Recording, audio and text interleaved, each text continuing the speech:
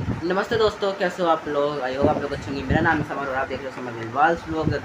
जो most important topic में मेरे को बात करनी थी आप लोगों से, वो यही टॉपिक है जिसमें मैं बात करने जा रहा हूँ। प्लीज़ बैकग्राउंड वॉइस थोड़ा भी आ रहा हो तो प्लीज़ उसको इग्नोर करना भाई। और फ्रंट कैमरे की क्वालिटी ख़राब हुई, बैक कैमरा में ढंग से काम नहीं कर रहा है, कभी कर रहा है कभी नहीं कर रहा, तो फ्रंट कैमरे से बनाना पड़ रहा है। तो सॉरी फॉर क्वालिटी डिफरेंस आ रहा होगा, तो भाई सॉरी आपको मेरी तरफ से, सबको सॉरी मैं है। तो स्टार्ट करता हूँ मैं अपने पहले टॉपिक से कि देखो, ये पेपर जो लीक हुआ ना, वो बहुत गलत हुआ। इसके कारण कई लोगों ने सुसाइड करा है, कई लोगों ने अपने बच्चे खोए, कई लोगों ने अपना भाई बहन खोया है, कुछ लोगों ने अपने चाचा ताऊ खोया है। क्योंकि भाई देखो, कुछ लोग, मेरी भाई इतनी छोटी, मेरी कंधे से भी नीचे है, मेरे से भी छोटी, तो भाई देखो भतीजा खोया है तो कुछ क्या सकते हैं उस टाइप में, ठीक है। किसी ने अपना वो खोया, भांजा खोया, भतीजा खोया, सबने कुछ ना कुछ अपना खोया ही है। मुझे पेपर लीक से एक फ़ायदा नहीं है, तो ये नुकसान है। और एक और बात जो हुए है ना, एजुकेशन इंडिया का सिस्टम अच्छा नहीं है, एजुकेशन सिस्टम इंडिया का अच्छा नहीं है, बिल्कुल भी अच्छा नहीं होता। इसलिए अच्छा नहीं क्योंकि आए हर साल पर कोई ना कोई पेपर लीक होता ही होता है। खासतौर पर नीट के पेपर ज़्यादा लीक होते हैं। और ये क्यों होते हैं भाई? नीट के पेपर लीक करना आसान होता है। कुछ अमीर पेरेंट्स जो होते हैं, रिच फैमिली से जो बिलोंग करते हैं, वो अपने फ़ायदे देखते हैं और पेपर को लीक कर देते हैं। बोला कि तुम्हारे अपने बच्चों को भाई तुम पास करो, बस उनको तुम पैसे लो, पेपर दो और हमें बच्चे को पेपर करने दो, ठीक है। ऐसा और ऊपर से हम कुछ टीचर को खुद भी देते हुए पेपर पकड़ी गई है, बहुत टीचर है इसी साल पर। और इस साल 2 बार पेपर लीक हुआ। चलो तुम एक बार पेपर लीक हो गया, चलो गलती थी, वो इत्तेफाक था, गलती से हो गया। दूसरी बार गलती तो नहीं ना कह सकते, दूसरी बार प्रोटेस्ट नहीं, इनके घर में डायरेक्ट जाना चाहिए था। और जैनजीज का ज़माना है, तो जैनजीज तो भाई देखो, जैनजीज इतनी खतरनाक है ना, तो जैनजीज ने एक मिनिस्टर का डायरेक्ट इस्तीफ़ा करवा दिया। उसने खुद इस्तीफ़ा लिया है अपने सामने से। देखो भाई, उसने बोला था कि मैं अपने रिज़ाइन दे रहा हूँ, इस्तीफ़ा दे रहा हूँ क्योंकि पूरा पर्सनल इशू, पूरा पर्सनल रीज़न उसने ये बोला। लेकिन रीज़न कौन थे? हम जैसे युवक, छात्र। और प्रोटेस्ट में लोग, इतने सारे लोग गए ना, तुम सोचोगे करीबन सैकड़ों लोग गए, सैकड़ों, इतने सारे तुम सोच सकते हो। और देखो ना, ये बात भी है कि देखो, पेपर लीक होना ज़रूरी नहीं था, क्योंकि भाई कुछ लोग इतने, भाई कुछ लोगों की फैमिली अफोर्ड नहीं कर पाती पेपर। करीबन एक पेपर 2 से 3-4 हज़ार का करीबन आता ही होगा, मेरे को इतना नहीं पता, लेकिन मैं कैसा ना महंगा आता होगा 4-5 हज़ार एक पेपर की एंट्री फीस कह सकते, ठीक है। मुझे नहीं पता कितना होता है, बट अंदाजे से कह सकता हूँ कि इतनी फीस होती है, ठीक है। और दूसरी बात ये है कि देखो, ज़्यादातर ना पेपर में ज़्यादा मेहनत वही करते हैं जो मिडिल क्लास से हल्के से जो नीचे आते हैं, लोअर क्लास के बच्चे ज़्यादा मेहनत करते हैं। मिडिल क्लास के अफोर्ड कर लेते हैं तो इतना कोई दिक्कत नहीं होती, 3-4 हज़ार देते हैं। लेकिन जो लोअर क्लास के जो चाइल्ड होते हैं, वो अफोर्ड नहीं कर पाते, उनके पेरेंट्स अफोर्ड नहीं कर पाते, क्योंकि उनका खुद ही एक घर 1 बाय 1 का 4x4 का रूम होता है, उसमें किचन होता है, सब कुछ होता है, तो वो अफोर्ड नहीं कर पाते, ठीक है। पहली बात तो ये हो गई कि पेपर इसलिए लीक नहीं होना चाहिए। कुछ लोग अपना गाड़ी बेचते हैं, कुछ लोग अपनी साइकिल बेचते हैं भाई, कुछ लोग अपना कुछ ना कुछ बेच ही देते हैं भाई अपने बच्चों को पढ़ाने के लिए। तो भाई एजुकेशन सिस्टम को उसमें बात करनी चाहिए। अभी पार्लियामेंट में बात हुई थी, क्या था कि जो भी पेपर लीक करेगा, मैंने रील्स में देखा था, तो ये पेपर लीक्स करेगा ना तो उसको सज़ा दी जाएगी। लेकिन ना कुछ नेता ने नहीं करवा, इसमें कॉकरोच ने भी, किसी भी पार्टी ने कुछ एक्शन नहीं लिया। सिर्फ इन लोगों ने प्रोटेस्ट के टाइम पर ही आवाज़ उठाई, और वो सच्ची बात है कि उन्होंने उठाई, वो सही करा। और भाई तुम सोच सकते हो जैनजीज इतने खतरनाक, जैन अल्फ़ा कैसे होंगे। और हम जैनजीज ने प्रधानमंत्री को डायरेक्ट रील इन्फ्लुएंसर बना दिया। इनको भी पता चल गया कि हम जैसे युवा, हम जैसे जनरेशन वीडियोस में नहीं देखती ना न्यूज़ देखती, डायरेक्ट हम रील्स में देखते हैं। और हम पहली ऐसी जनरेशन है जिसने रील्स में वीडियोस देखी, रील्स। और दूसरी बात भी ये है कि देखो, जो धर्मेंद्र प्रधान ने जो इस्तीफ़ा लिया है, वो सही है या गलत है, ठीक है। वो बिल्कुल सही लिया है, क्योंकि देखो, जो पेपर लीक हुआ है उन्हीं के कारण हुआ है। उनकी स्टोरेज ख़त्म हो गई थी, तो इसलिए मेरे को स्टोरेज थोड़ी क्लियर करनी पड़ी, ठीक है भाई। कुछ नहीं, कुछ नहीं।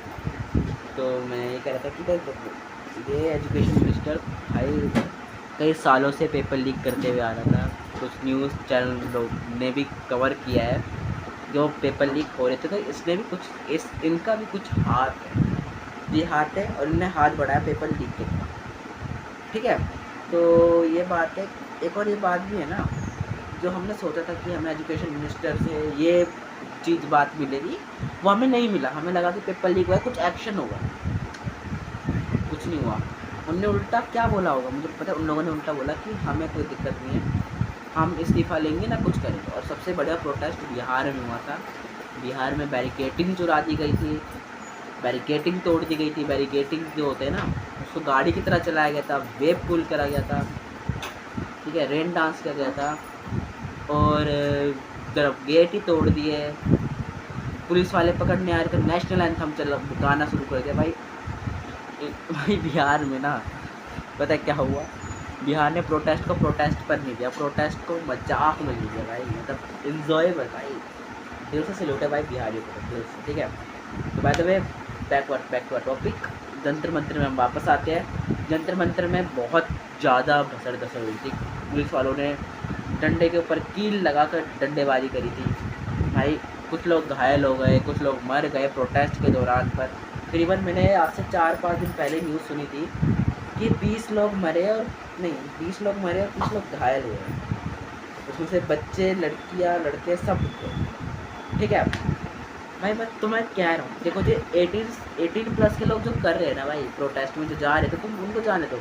मैंने देखा था कि कुछ बच्चे 9वीं के बच्चे, 8वीं के बच्चे भाई प्रोटेस्ट पर जा रहे हैं अपने दोस्तों के साथ। मेरे दोस्त का दोस्त गया था प्रोटेस्ट देखने भाई। तुम सोचो 9 क्लास का बच्चा प्रोटेस्ट देखने जा रहा है और जा भी रहा है। और भाई ये बात भी होगी ना, तो चल तुम प्रोटेस्ट में गए भाई, तुमने बहुत अच्छा करा। मैं प्रोटेस्ट में नहीं जा पाया, मैं जा भी नहीं सकता था क्योंकि भाई मेरी उम्र ही नहीं है भाई। और ये बात देखो, बात ये है कि जो नए एजुकेशन मिनिस्टर बने हैं प्रहलाद जोशी, उनका क्या रोल रहने वाला है, उनने क्या क्या एक्शन लिया। अभी तक उनकी तरफ से कोई रिस्पॉन्स नहीं आया। और उनकी अंग्रेजी ओह माशाल्लाह भाई, मस्त एकदम। और धर्मेंद्र प्रधान का ये था कि आई मीट वाला नहीं, मीट मांस वाला, आई मीट, मैं मीट हूँ मैं भाई। मैंने एक पढ़ा था आर्टिकल में, तो ठीक है, ये सब तो मैंने आपको बता दिया कि क्यों हुआ। और आपको बताता हूँ, मेन टॉपिक पर आता हूँ मैं। ठीक है, ये पेपर लीक हुआ, ये पेपर क्यों हुआ भाई लीक, मैं हमारी सरकार कर क्या रही है। फिर तुम बोलते हो कि हम आए दिल्ली में, हम भाई सरकार हमारी दिल्ली पर आई है, हम दिल्ली को विकास करेंगे। तुम विकास की तुम डिमोशन पे जा रहे हो। तुम प्रमोशन होता है, डिमोशन होता है, तुम डिमोशन हो जा रहे हो, दिल्ली को प्रमोशन नहीं कर पा रहे। पहली बात तो ये, जो दिल्ली का पहाड़ है ना उसको क्लियर करो। उसके बाद पेपर्स में देखो कि क्या क्या चिंता है, क्या क्या क्लियर करना है। फिर उसके ऊपर से इतनी सारी कंप्लेंट फाइल्स है, उसको भाई तुम करो। तुम भाई मैं सिर्फ नरेंद्र मोदी जी से सिर्फ एक सिफारिश करता हूँ भाई, देखो कि नीट का पेपर लीक हुआ है, इसको जल्द से जल्द करो। और ये आगे से कोई पेपर भाई लीक मत करो प्लीज़, क्योंकि इसके पीछे कई लाखों गरीबों में बहुत तहलका मच जाता है भाई। तुम एक बच्चा साल भर बैठ कर पढ़ाई कर रहा है, लिखाई कर रहा है भाई, अपने फंक्शन छोड़ रहा है, अपनी फैमिली मेम्बर से दूर है, सिर्फ एक कमरे पर एक रूम में बच्चा अकेले 1 साल तक सिर्फ वो खाने के लिए आ रहा है बाहर, सोने के लिए आ रहा है, खाने के लिए आ रहा है, वॉशरूम के लिए आ रहा है, नहाने के लिए आ रहा है, बस दैट्स ऑल। 365 दिन ऑन वन भाई, कैसा ट्रोमेटिक होगा भाई वो बच्चा, अपने आप को ट्रोमा में रखकर अपने आप का फ्यूचर, अपने देश का फ्यूचर भाई अपनी मुट्ठी पर लेकर खड़ा है, और तुम मुट्ठी ऐसे खोल दे भाई। कैसे होगा तुम बताओ। तो तुम्हारा फ्यूचर है, जो तुम्हारे देश का फ्यूचर है, तुम उसी को ही गिरा रहे हो, उसी को तुम बदनाम कर रहे हो, उन्हीं के लिए तुम कुछ नहीं कर रहे। तो भाई तुम्हें भाई बैक में कुछ नहीं मिल रहा। You are not coming on 2029 भाई, वापस नहीं आ पाओगे तो कभी भाई। मैंने भी ये भी पढ़ा था भाई। और देखो, और एक ना आजकल रील वायरल हो रही कि क्यों किया इस्तीफ़ा, क्यों लिया, रीज़न क्या था भाई। वो रीज़न नहीं था, उनका कुछ और रीज़न था। ठीक है, रीज़न हम लोग ही थे लेकिन जो कह रहे थे ना कुचू कुचू वाला जो चल रहा है आजकल ट्रेंड, वो नहीं है भाई, वो बस एक ऐसे ट्रेंड है, मीम कट्टी है बस, ठीक है। मैं बस ये कहना चाहता हूँ, एक बार तो पंगा ले चुके हो, बट दूसरी बार मत लेना। दूसरी बार तुम डायरेक्ट अपने पद से हट दिया जाओ। We are Gen Zs, not a genuine, so carefully, तुम सारे एक्शन तुम केयरफुली होकर लेना, तुम सतर्क लेकर लेना। और कुछ भी गलती हुई भी तो प्रोटेस्ट हुआ है, अगर तुम्हारे घर तक घुसना बात।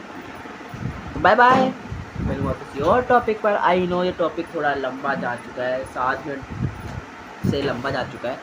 तो भाई देखो, टॉपिक आपको अच्छा लगा हो तो लाइक सब्सक्राइब करना, और आप भी मेरे को आगे बढ़ाना चाहते हो हाँ, इस वीडियो को शेयर ज़रूर करना, लाइक करना, सब्सक्राइब करना। और ये मेरी कुछ पॉइंट्स थी, किस टाइप से मैंने इस पॉइंट को पूरा, इस पूरे मुद्दे को, इस पूरे प्रोटेस्ट को मैंने अपनी तरफ से कैसे पॉइंट आउट करा, अपने मन में कैसे रखा, बस यही बात थी। तो भाई डेट्स फॉर दिस वीडियो। आई आपको मेरी थोड़ी अच्छी लगी हो लाइक सब्सक्राइब कर देना। तो जब तक के लिए tata bye bye, see you सारे।